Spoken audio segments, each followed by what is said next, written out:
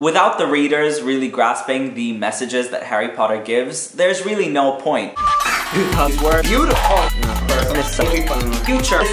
Forever. My regular niffler.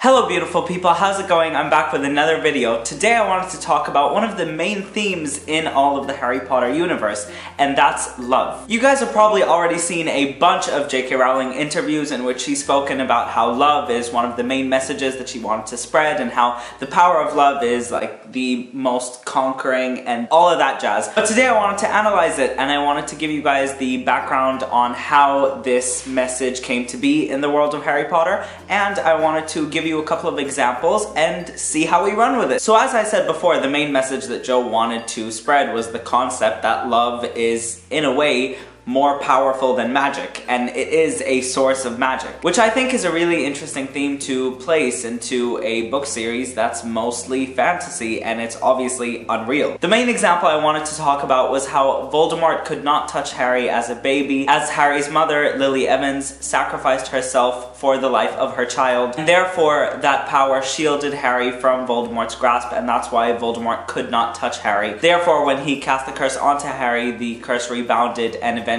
created the final Horcrux, which is kind of a spoiler, so I'm sorry. But what's really important in this concept and in this scene in particular is that Dumbledore states that this piece of magic left a scar inside of Harry that he cannot see. Obviously, he's talking about love inside of Harry's heart, and this contrasts really greatly with the scar on Harry's head. It's a contrast between the physical representation of real magic and the emotional representation, the metaphorical one, which in the wizarding world is apparently way more powerful, which is beautiful in a metaphorical sense. And because of this, you can tell that Harry grew up with happiness and love surrounding him, even though his parents passed away when he was just a baby. In contrast, you can look at the character of Lord Voldemort, which is actually the second example I wanted to use. In Harry Potter and the Half-Blood Prince, we find out that Lord Voldemort was actually conceived off of a love potion. Well, in a way. Lord Voldemort's mother was a witch, and she married a muggle named Tom Riddle, who she then induced with a love potion so he could fall in love with her. She then got herself pregnant and had Tom Riddle Jr., who we now know as Lord Voldemort. The interesting thing about this concept is the darkest wizard in all of Harry Potter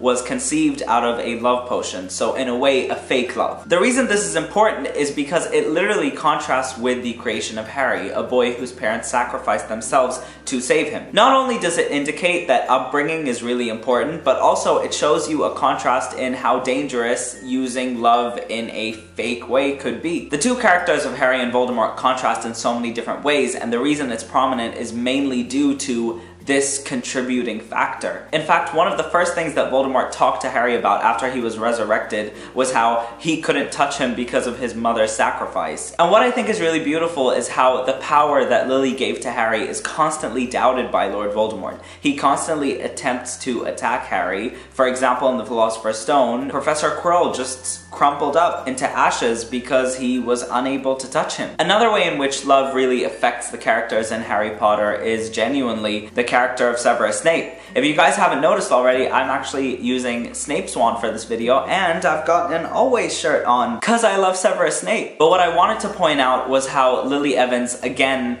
really changed Severus Snape's character. Lily was the motivation for Severus Snape to change from the dark side to the good side. It is literally the only reason that Snape wanted Dumbledore's help, because he didn't want Voldemort to kill Lily when he heard of the information that was being spread from the prophecy. And Severus Snape gave his whole life, essentially, to protect Harry until the right moment, albeit. But it was all because he fell in love with Harry's mother, and that's, again, another really strong representation of love in the Harry Potter books. There are a lot of messages in Harry Potter, and I wanted to talk about them more on the channel. And so this is actually the first out of many videos that I'm going to be doing on the channel to showcase and just discuss all of the themes and messages in the Harry Potter series. And there you have it, guys. That was my video on the concept of love in Harry Potter. If you enjoyed this video, please leave me a like and a comment down below, and subscribe to my channel to see a lot more Harry Potter content. Bye, guys!